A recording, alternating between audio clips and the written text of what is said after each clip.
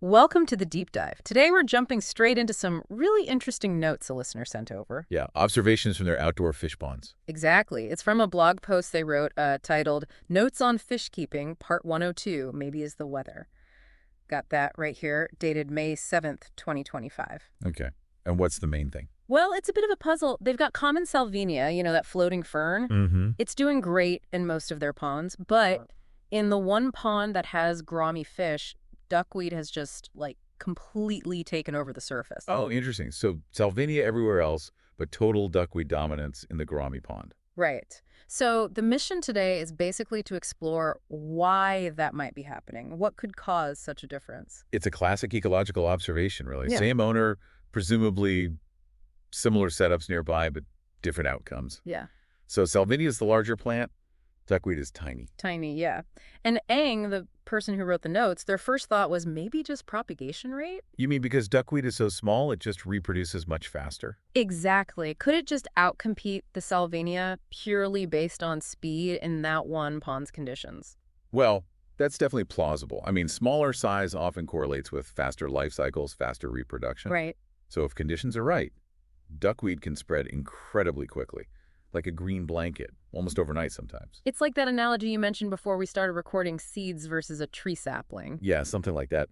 The seeds, the duckweed, can cover ground fast, even if the tree, the salvinia, might be more substantial eventually.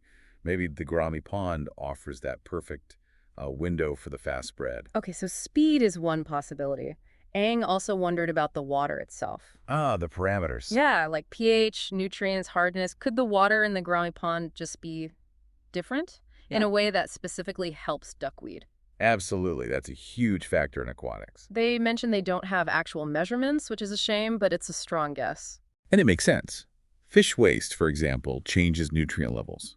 Maybe the gouramis or something specific to that pond setup shifts the chemistry just enough to give duckweed the edge.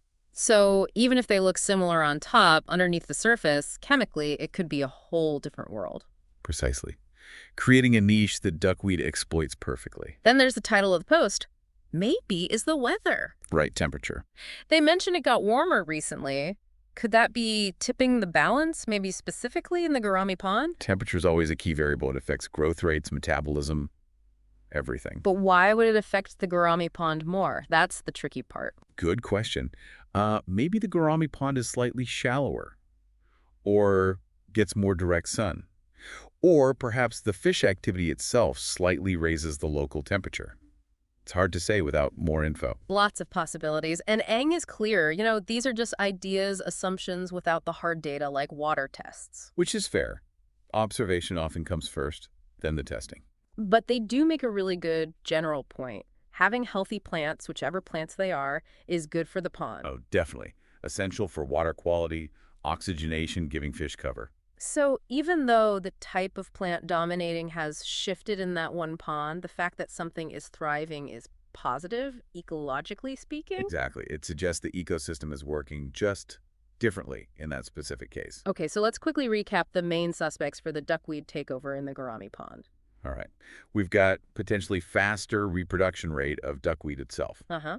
Then specific water parameters, nutrients, pH, something unique to that pond. Yep.